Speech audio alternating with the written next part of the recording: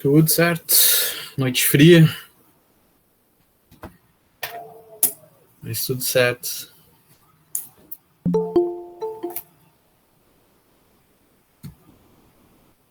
Mas eu gosto dessa alternância. Boa noite, Eric. Gosto dessa alternância que a gente tem de estações, assim.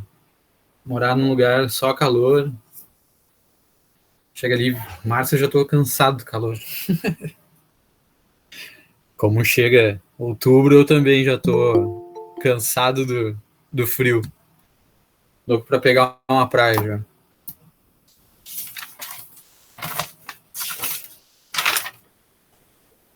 Bom, pessoal. Tu acha frio melhor, né? Bom, pra estudar esperar mais um pouquinho entrar. Hoje a gente vai falar de Aristóteles, bem importante, né? Tipo, aquilo que eu venho falando algumas aulas já,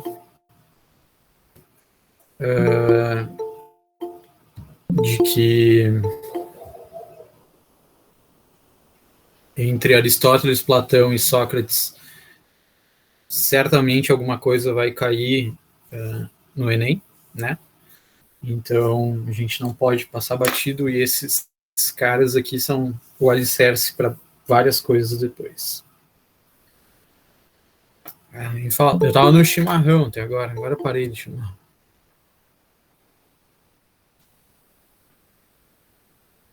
Hoje, na hora do jogo do Grêmio, vou botar um vinho.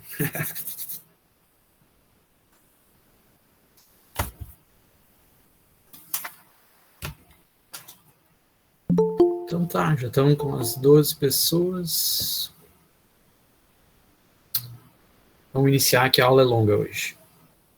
Pessoal, fiquem à vontade a hora que quiserem fazer comentários, abrir o microfone, por favor. O professor Pedro hoje não vai conseguir chegar a tempo, tá? Mas se der, ele participa.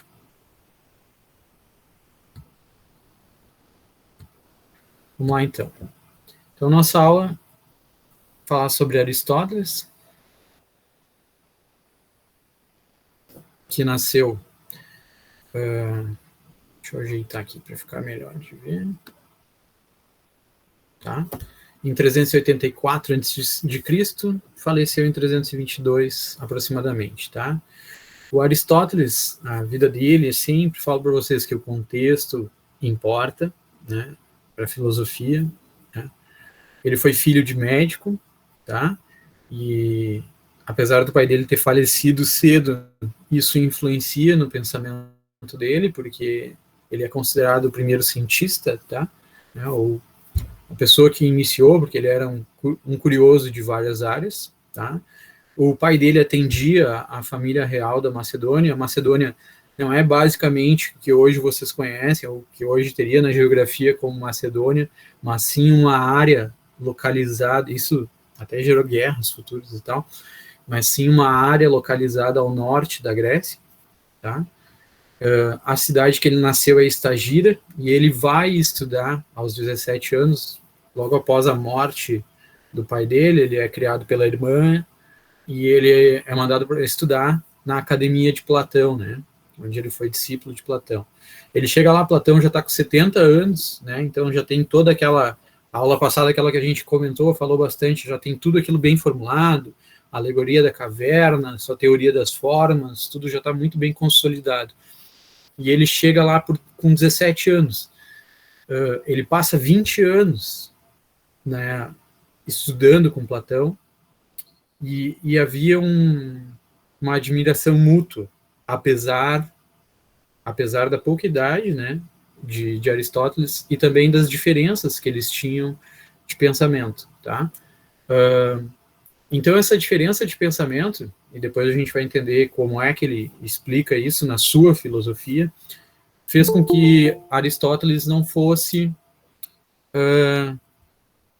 não ficasse como o diretor, ou como o grande professor da escola, da academia de Platão. Ele não foi escolhido para mantê-la e para segui-la, e faz com que ele parta para a Jônia, né? É uma cidade onde estava o império de Filipe, né, segundo pai de Alexandre, e ele vira tutor do jovem Alexandre. Alexandre este que se torna futuramente Alexandre o Grande, tá? Ele retorna a Atenas um tempo depois, quando Alexandre sai em expedições, né? Para diversas conquistas, vocês já devem ter visto isso em história, e ele funda o Liceu, que é uma escola, um estilo de uma universidade. O Liceu, ele fica ao lado fica aos redores da cidade de Atenas, e fica próximo a um lugar aberto, um bosque, em homenagem ao deus Apolo, de Liceia, por isso é Liceu o nome, tá? E os alunos do Aristóteles são chamados de peripatéticos por causa disso, porque o Aristóteles, como ele acreditava, e a gente vai ver, como diz a frase ali embaixo, a verdade está no mundo à nossa volta, ele gostava de sair para passear, porque Platão, ele filosofava dentro da academia, digamos assim, dentro do seu escritório. Platão tem uma base matemática, então ele tem um pensamento, ele foi influenciado pelos pitagóricos, então ele tem um pensamento abstrato das coisas, tanto que isso se reflete na sua filosofia, onde ele cria a teoria das ideias, né, que é algo abstrato, onde lá nas ideias que residem o verdadeiro saber. Para Aristóteles, daí vamos falar desse contexto de novo, de que ele era filho de médico, e essa área da biologia influencia ele, né, a medicina, a biologia, as ciências humanas, digamos assim, influencia ele, né, do corpo, né, e através da experimentação ele acha que a verdade está no mundo ao nosso redor, certo? E ele gostava de passear pelo mundo, então ele saía pelos bosques filosofando com seus alunos e ensinando, não só a filosofia, mas ele ensina matemática, biologia, história, geografia, astronomia, física, né? Ele tem estudos em diversas áreas, certo? Então, os peripatéticos são os passeantes, os peripatéticos são os aristotélicos, tá? Isso vocês podem ver em algum lugar, talvez caia em alguma prova em algum momento, dizer que ele era o peripatético, ou que os alunos dele eram peripatéticos. Então tem certas pegadinhas, eram os alunos do Aristóteles. Bom, vamos adiante. Então, assim, ó, como ele acreditava que... Estou conseguindo descer aqui, deixa eu descer mais um pouquinho. Que o conhecimento era adquirido, né, na observação e no mundo ao nosso redor. Esse tipo de conhecimento, esse tipo de epistemologia é chamada de empirismo, tá? Né? Então, ali no texto diz, ao contrário de Platão, que pensava que o conhecimento só poderia ser adquirido através da razão, né, no mundo das ideias, no mundo inteligível, Aristóteles preferia a experimentação de objetos reais, né? Observação. Uma forma sistemática do saber que futuramente vai ser chamado de empirismo, tá? Ele não cunhou esse termo, tá bom? Então, lembra lá que a gente falava na aula passada que para Platão, como é que fazia a coisa? Nós tínhamos uma ideia de maçã que era perfeita e nós encontrávamos outras maçãs, sabíamos que era uma maçã por causa daquela ideia perfeita que tínhamos, mas nenhuma maçã era exatamente aquela maçã perfeita que nós tínhamos, então, pensado e idealizado. Então, esse mundo da razão, esse mundo das ideias, racional, existe uma perfeição, e aqui no mundo real existe as sombras, ou algo parecido com isso, né, que não chega àquela perfeição. Para Aristóteles, não, ele dá o exemplo seguinte, né, nós olhamos um cão, né, vemos vários tipos de cão, né, de cães, né, no mundo à nossa volta, né, nós reconhecemos as características comuns, tem 4 patas, tem uma cauda, tem a orelha assim, tem focinho assim, e essas características comuns dos cães no mundo, tá? Usando os nossos sentidos, né? Seja para tocar os cães, fazer carinho, etc. O olfato, o cheiro deles importa, a percepção, a visão, etc. O odor, usando nossos sentidos e a razão, a gente consegue compreender o que torna um cão ser o cão, quais requisitos que ele tem que preencher para ser cão, né? E encontramos a verdade a partir das evidências do mundo à nossa volta, certo? Então a gente não recorre a uma ideia que já era nossa, inata, né? Ou seja, a ideia é inata na nossa cabeça para Platão, para que não. Para Aristóteles, nós somos, digamos, uma tábula rasa, ou seja, nós vamos construindo o nosso saber, certo? A única coisa que é inata para Aristóteles é a razão. Todo o ser humano, ele tem vontade de conhecer, ele nasce com essa vontade de saber, de conhecer, de aprender, tá? E ele só tenta sistematizar isso. Depois nós vamos ver como ele tenta sistematizar isso, tá?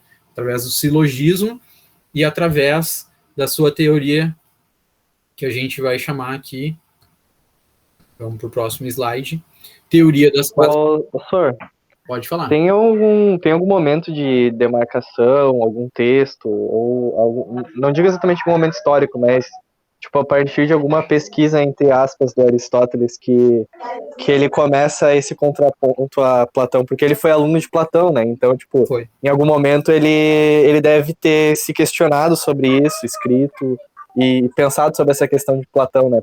Até porque ele criou um método diferente do de Platão. Sim. Meio que uma ideia diferente. Não tem nenhuma demarcação, nenhum texto Não. que ele Na verdade, comece com isso?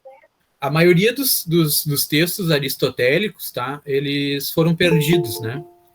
E digamos que de 200 textos ficaram só 30 textos, tá? Então pouca coisa realmente do material de Aristóteles a gente tem.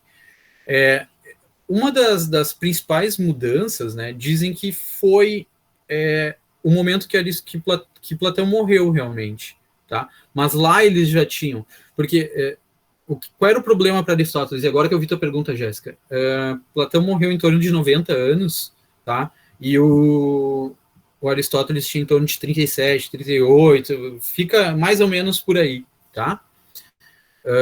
E ele retorna com uns 50 anos para Atenas, se não me engano, 50, 70, 60 anos, 50 eu acho, tá? Mas, Pedro, assim, o que acontece? Enquanto Platão era ainda mestre de Aristóteles, eles já tinham divergências. Tanto que nos textos finais de Platão, ele já deixa claro que talvez na teoria das formas dele, na teoria das ideias, ele tem algum problema com as formas. Porque o que acontece? O Aristóteles fala do terceiro homem, né, ou terceira causa, digamos assim, que seria o seguinte, tá, nós temos aquela maçã ideal ou a forma do homem, por exemplo, vamos falar da forma do homem, né? Então, aquele seria o homem ideal para a construção de um homem aqui na Terra, né? Mas o que gerou esse homem ideal? Teria que ter um molde primeiro para isso. Então, aquele molde ideal seria antecessor, e assim ad infinito, né? Ou seja, tá, mas para aquele outro molde, o que criou aquele outro molde? E assim tu vai retrocedendo, né? Pela teoria das ideias de Platão, tu teria algo que seria ideal no mundo das ideias. Mas da onde tu desenvolveu esse ponto ideal? É essa a briga dele. Então tu iria ad infinito. Mas isso, de certa forma, talvez, por si só, como argumento, não tinha convencido Platão. Mas o que ele queria dizer é que o mundo real se bastava e que tu não precisaria de um mundo das ideias para explicar as coisas aqui. Né? E essa foi a teoria mais aceita dele ainda dentro da academia, antes dele sair para ir para Jônia e para ser tutor de Alexandre e etc. Então ele tinha a ideia de que ele não precisava de algo fora e de que sim, as coisas ali se bastavam. De certa forma, o contexto é sempre importante, né? Ele já era uma pessoa que gostava da observação, né? Se for categorizar, ele é um dos primeiros que separa os animais em classe, né? Então, a experiência dele, ou ele como pessoa, ele já era assim, a essência dele era assim, né? A maneira de ver o mundo dele era assim.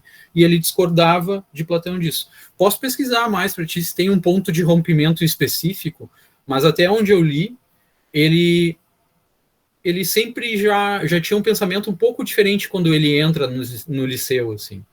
Claro que talvez não batia de frente de cara, mas ao longo do tempo ele se transformou numa estrela, né, dentro da academia lá, e ele sempre foi o grande aluno de Platão. Tá, voltando aqui um pouquinho, depois... Senhor, só mais uma questão. Será que dá para se dizer, então, que Aristóteles é uma das primeiras negações, assim, de metafísica? Tipo, como Nietzsche vai fazer depois, tipo, o mundo real se basta. Ou até Camus vai fazer, né? Tipo, a realidade se basta. Sim. Não, sim, ele foi o primeiro materialista, mas não dá para esquecer de Heráclito, tá? Heráclito dizia que o devir, né, se bastava, né? Então, não, mas ele não, o Heráclito não explanou muito isso, mas ele falou do devir e tal. Mas o primeiro materialista é sim, e daí, de forma empírica, é o Aristóteles. E ele vai, sim, influenciar uma galera depois dele. Tanto que, para muitos, né, tipo, pro Dante Alighieri, por exemplo, ele era o filósofo. Para São Tomás de Aquino também, né? Eles se bastavam como filósofos. Isso vai muito da vertente. Eu acho que a gente falou sobre isso, sobre os neoplatônicos, né? E daí depois vai ter os aristotélicos, e ele vai influenciar, né? Os aristotélicos são as pessoas que estudam no liceu, que são os peripatéticos, né? E por causa deles a gente tem acesso ao Aristóteles. Só que assim, o que acontece? O mundo medieval ele é muito influenciado pela religião, né? E depois só na idade no Renascimento que a gente vai ter essa divisão de novo. Então, todos eles que são aristotélicos, eles não chegam a ser neo-aristotélicos, porque eles não criam nada novo que fique dentro exatamente do aristotelismo, tá? Mas eles tentam adequar o aristotelismo às suas religiões. Esse é uma questão. Deixa eu falar da teoria das 4 causas aqui, que isso pode sim cair... Olha, Pedro, eu não sei se Nietzsche pode ser chamado de materialista, tá? Não sei. A questão do super-homem para o Nietzsche é algo bem interessante. Mas ele é influenciado. As coisas não são simples assim, né? Não são lineares depois de Kant. Tu vai ver isso, né? E às vezes eu acho até meio estranho isso, né? Tipo, essas demarcações do que é o que, né? Porque, tipo, é estranho tu dizer que Nietzsche é um materialista, porque quando tu fala em materialismo remete a muitas outras coisas, mas acho que não. Acho que seria muita viagem. Não é. Não, Nietzsche não é, não é. Tanto que ele rompe com Deus, mas isso não significa que ele queira dizer... Ele não defende a ideia cristã de Deus, mas isso é um papo para outra aula. Vamos até aqui, senão não vou conseguir finalizar ela. Mas não é, tá? Não é um materialista. É que depois de Kant, tudo muda na filosofia. A teoria das 4 causas, tá? A causa material de algo, tá? Isso é importante a gente saber, porque Aristóteles ele é uma das coisas elementares dentro da sua filosofia. Então, a causa material de algo, tá, é o que constitui ela. No caso ali, a gente vai falar da estátua, essa aqui é a foto de uma estátua, Os Viajantes, de Bruno Catalano. Ele tem uma série de estátuas assim, tá? Então, qual é a matéria-prima disso? A matéria-prima é o bronze. Qual é a causa formal? Olha, que forma ela tem? Ela tem uma forma de uma estátua. Uma estátua é uma representação de uma pessoa, né, no caso. E qual é a causa eficiente? O que a produz? O que a gera? Que movimento que transformou ela? Foi o escultor. E para que existe? Qual a finalidade dela? Tá? Ela tem, né, a finalidade de homenagear ou representar. Então, a teoria das 4 causas, vocês não precisam decorar isso aqui, provavelmente, né, mas vocês precisam ter uma ideia de que Aristóteles dividia isso em 4 motivos, e que seria o material, formal, eficiente e final. Certo? É bom ter isso. Então, um bronze, uma estátua, um escultor, para homenagear. Poderia ser uma mesa? Poderia. Por exemplo, qual a causa material da mesa? A madeira. Qual a causa formal da mesa? Bom, a forma que ela tem, né? Aquele retângulo, redondo, enfim, mas a forma que ela está disposta ali, uma mesa. A mesa é a causa formal. Qual é a causa eficiente? Bom, pode ter sido o marceneiro, né? Então, o que transformou aquela madeira numa mesa foi o marceneiro. E qual é a causa final? Bom, ela serve para jantarmos, colocar os pratos em cima, né?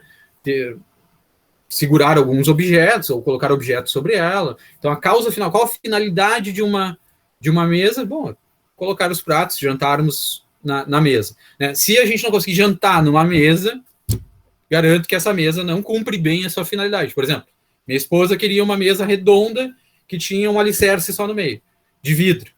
Eu disse para ela que ela não tinha uma boa ideia, porque provavelmente eu quebraria essa mesa em algum momento da minha vida, porque eu não acho que ela se porte bem. Se eu me apoiasse sobre ela, ela cairia e quebraria, certo? Então, essa finalidade, digamos que uma mesa construída dessa forma, que ela possa cair muito facilmente, se quebrar, ela não tem uma boa causa final, então ela não vai prestar, ela não tem uma boa finalidade. E isso é importante a gente saber, porque Aristóteles vai dizer que a finalidade das pessoas, tá? Ela é a felicidade, tá bom? Vamos falar um pouquinho da teoria do ato e da potência, que também vai complementar isso que eu vou falar depois, que é o seguinte: a teoria do ato e potência, né, são originários e existe uma relação mútua uma com a outra. Tá, o que é isso? Nós temos uma semente e acontece um movimento nessa semente, tá? Esse movimento transforma ela numa árvore. Então, a potência é a semente e o ato seria a árvore, tá? Então, nós temos uma potência, aquela árvore é potência em semente, né? Nós conseguimos, através da semente, chegar numa árvore. Uma potência armazenada naquela semente. Não quer dizer que ela vá vingar. O ato é a contemplação, é a finalidade da semente, certo? Isso depois vai ser utilizado pelo cristianismo, com São Tomás de Aquino, onde ele cria a explicação do motor imóvel, onde Deus seria o ato puro. Ele não tem potência mais nenhuma. Ele é o ato, porque ele já contemplou tudo que ele poderia ser. Certo? Então, assim, ó, existe uma relação mútua. O que isso quer dizer? Eu não posso tirar do petróleo e fazer uma árvore. O petróleo não tem potência para virar uma árvore, assim como uma semente não tem potência para virar um pneu. Certo? Há uma relação. Tá bom? Como a árvore é uma potência para um móvel ou para um lápis. O móvel que a gente falava da mesa, por exemplo, é o ato, se ele cumprir bem com a sua finalidade. Ficou claro isso para vocês? Então, assim, ó, o bem, né? Vamos falar ali o bem, deixando bem grande ali, tá? Tudo que cumpre a sua função é bom. Então, um lápis, né, que tu vai lá e usa ele, e ele escreve bem, enfim, não fica quebrando toda hora, ou não é quebradiço, ou que ele, enfim, que ele tenha uma boa, um bom grafite, a madeira seja resistente, aquilo que vocês pensarem por experiência e observação de vocês, que aquele lápis, ele é um bom lápis, porque ele cumpre a sua função. Então, ele atingiu bem, atingiu sua finalidade. Agora, uma bicicleta, por exemplo, se a bicicleta tiver com pneu murcho e a gente sair para andar, ela não vai cumprir bem a sua função. Então, naquele momento, ela não é o bem. Ela não está cumprindo a sua função. Tá? Então, para vocês terem uma ideia de bem, terem uma ideia de ato, como essas coisas estão interligadas com a potência. Para o ser humano, né, nós temos o que é o bem para o ser humano, o que é o bom para o ser humano. Seria o eudaimonismo ou o teleologismo. Tá? O que é isso? Eudaimonismo, ou teleologismo, vem de eudaimonia e vem de teles. Eudaimonia é felicidade em grego, e telos, né, teleologismo, estudo do telos, é o estudo da finalidade. É sobre isso que a gente estava falando até agora. Tá?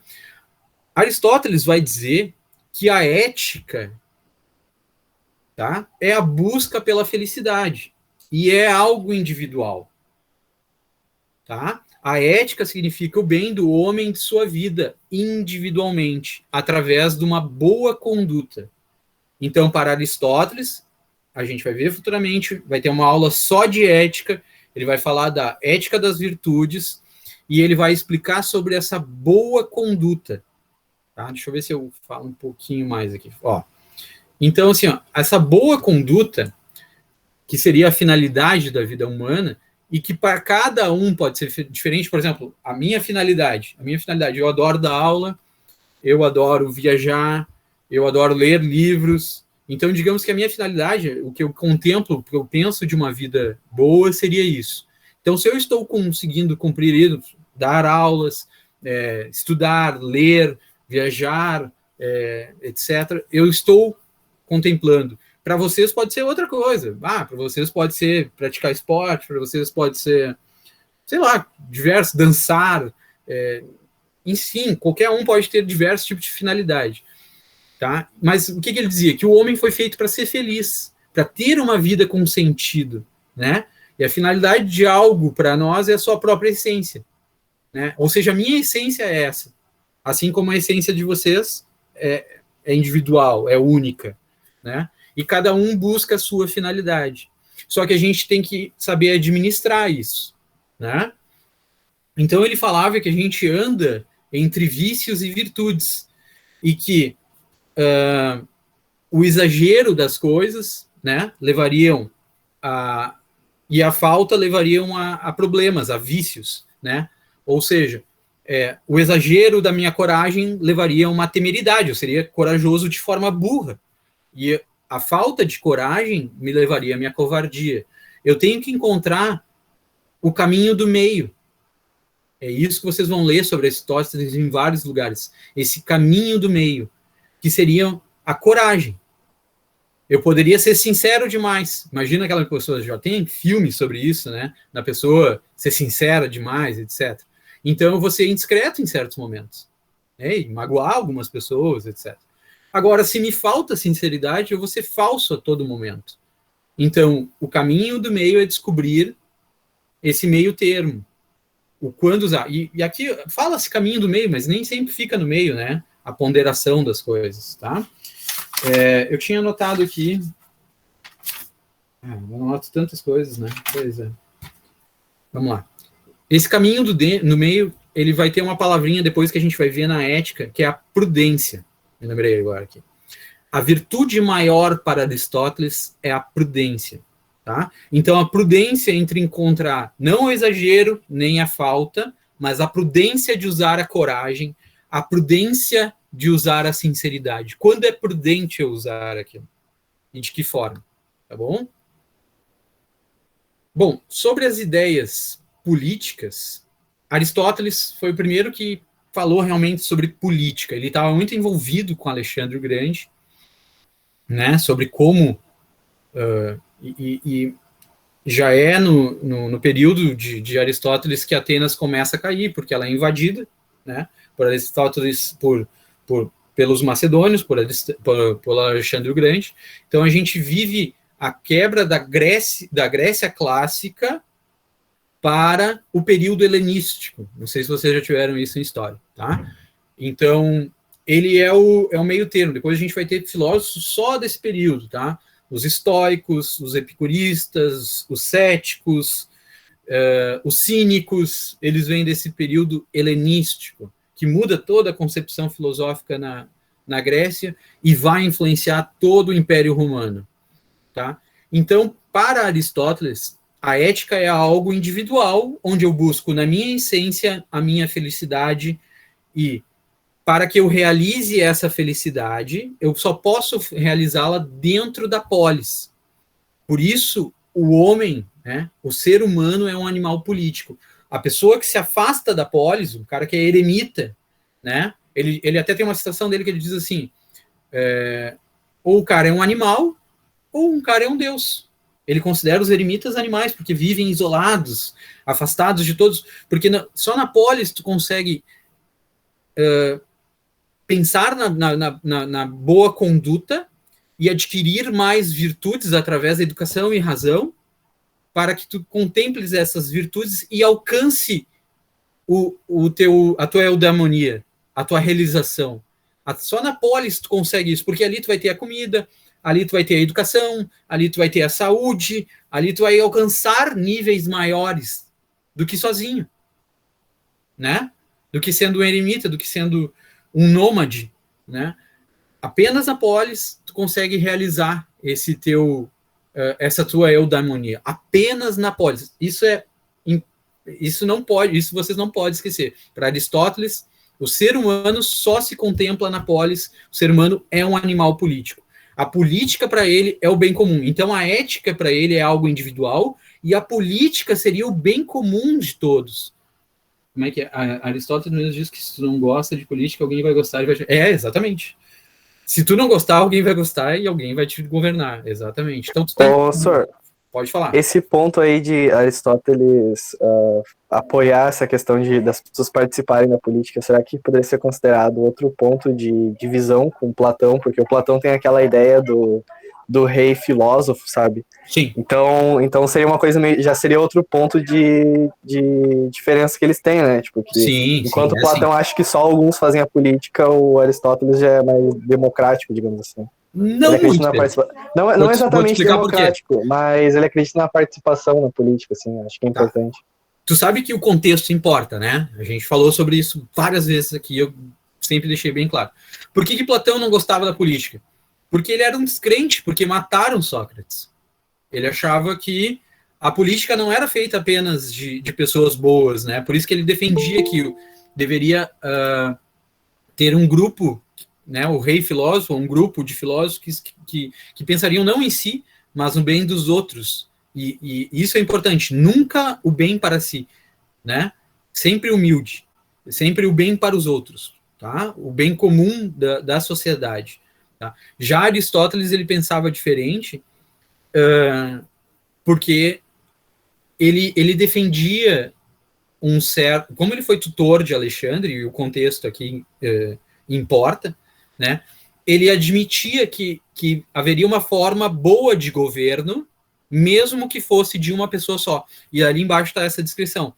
Ele promove o bem, né? O que promove o bem são formas boas de governo. E o que não promove, né? O que promove o próprio bem, né? Seriam formas ruins de governo. Então, isso pode cair também no Enem, tá, pessoal? Então, assim, o que seria o bem comum? Seria monarquia, a aristocracia e a democracia. Essas seriam formas de governar para o bem comum. Um só governa, monarquia, um grupo governa, uma aristocracia, ou cidadãos no poder, uma democracia. Aqui, pessoal, tem um problema, tá, de tradução. Tem alguns que irão dizer que é politeia. Tá? Então, vocês pensem assim, ó, monarquia, aristocracia, e daí tem que ver qual é o outro ali, pode ser democracia ou politeia, tá? Mas é mais fácil pensar nas formas ruins de governo, né? Onde um só governa é uma tirania, onde um grupo só governa é a oligarquia, e onde os cidadãos governam, os cidadãos estão no poder, mas eles não fazem algo bom para o bem comum, é uma demagogia, certo? Então, vê aqui, Pedro, que ele permite que abra vários tipos de forma, onde Platão já não abria, isso certamente é um rompimento, eles pensam diferente. Por quê? Porque o contexto deles. Um foi tutor de Alexandre, ele tinha que permitir que uma só pessoa governasse, mesmo que isso trouxesse um poder autoritário para ela, desde que essa pessoa promova o bem comum. Mas ele também acreditava que um grupo de pessoas, ou que a cidade toda, como era o caso de Atenas, pudesse ser governada, e os cidadãos no poder, e aí para eles cidadãos, e aí contexto de novo, homens, 21 anos, filhos de atenienses, que tinham posses ou eram aristocratas. E aí, Aristóteles, né, contextualizado, 2.500 anos atrás, ele acreditava, e isso pode cair no Enem, que a escravatura era algo natural. Então ele defendia que o escravo era um bem dos cidadãos atenienses, e que a mulher não tinha direitos políticos, ela não era um cidadão, ela não tinha voz nas decisões da polis. Tá? Então, assim, ó, Aristóteles é muito atual? Não, Aristóteles está encaixado dentro do contexto dele, certo? Algumas coisas a gente não conseguiu evoluir, só isso. Né? A gente tem ideias assim, ó, muito mais evoluídas. Ele era um gênio, sem dúvida, mas um gênio dentro do tempo dele, né? Então ele tinha ideias ruins. Então isso seria meio que Platão sendo um homem de seu tempo. Sim, todos são homens dentro do seu tempo, Pedro. Eles são gênios dentro do seu tempo, mas são homens dentro do seu tempo, com todos os defeitos que eles possam ter e com todas as virtudes que eles possam ter. A gente idealizar as coisas é sempre bem ruim, né? Sim, eu digo... Que é aquela coisa platônica, né? Um amor platônico é um amor idealizado. Tem pessoas que dizem que o amor platônico é o melhor amor a ser vivido, né? Porque ele é sempre idealizado e nunca realizado. Né? E outras vão dizer que isso não é bom. Por que tu viveria de um amor platônico? Bons são os amores que tu vive na tua vida. Sor, nessa questão ali que eu falei do Platão ser um homem de seu tempo, eu quero dizer, tipo, isso mostra como o que influencia muito o pensamento filosófico é muito a questão contextual, né? Porque Platão, a opinião dele não que ele seja um estereótipo de alguém descrente em um modelo político, mas ele meio que se comporta dessa forma, sabe? Então... sim, totalmente. Sim, dá pra ver que ele baseia muitas coisas dele da descrença dele em um momento político, né? Com e o Atenas naquele Aristóteles... momento. Exato. E o Aristóteles demonstra já uma crença em outro tipo de poder, né? Que ele tinha perto dele, por exemplo, o Alexandre. Não, ele acredita que ele poderia potencializar para ele o modelo do homem ideal se encaixa em Alexandre. Ele acha que ele consegue tornar Alexandre o modelo perfeito, entende? Inclusive de eudaimonia, né? Por isso que Alexandre conseguiu conquistar diversos territórios, etc. Né? Então ele acredita mesmo. Mas se tu pegar o Alexandre, tu poderia dizer, tá, mas ele matou diversas pessoas, ele era um assassino. E aí?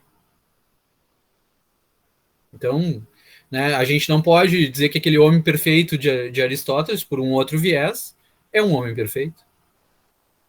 E assim por diante. Aristóteles também ficou marcado, pessoal, pelo silogismo. O silogismo foi o primeiro sistema lógico formal, tá? Então ele tem grandes contribuições, tá? A simples dedução a partir de duas premissas até uma conclusão, né? Ou seja, são três proposições, tá? Por exemplo, a mais clássica de todos. Todos os homens são mortais, Sócrates é um homem, portanto, Sócrates é mortal.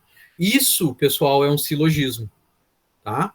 Duas premissas, uma premissa maior, mais universal, que seria todos os homens são mortais, uma premissa universal, todos os homens, e uma premissa menor, Sócrates é um homem, viu? Algo mais individualizado. Gera uma conclusão, certo? Eu não vou adentrar muito na questão lógica da coisa, sobre como gerar um silogismo falso ou não, mas é importante saber isso, já vi questões de Enem dessa forma, tá? Esse é o primeiro sistema lógico e para ver como ele inicia várias categorias da nossa ciência hoje. Biologia, um método já, né, já, de certa forma, sistemático, ele consegue não é um método, vamos dizer assim, ele consegue sistematizar as coisas, a biologia deve muito a ele, tá? E uma perguntinha, aquela final, né, para vocês. Depois parar para pensar o que é a felicidade para vocês, né? A eudaimonia para vocês, o que torna vocês felizes. Se vocês são felizes hoje, se vocês conseguem desenvolver, que virtudes vocês teriam que desenvolver para tornar aquela coisa que vocês buscam, né? O objetivo, o bem comum de vocês, ou o objetivo de vocês, possível, tá bom? Pessoal, fica dicas ali de links para vocês saberem mais sobre Aristóteles e sobre Platão no mito da caverna de novo, tá? E tem na nossa apostila lá mais coisas sobre Aristóteles. Valeu pela aula de hoje, muito obrigado e uma boa semana para vocês. Quem quiser perguntar, fique à vontade. Valeu, pessoal, boa noite.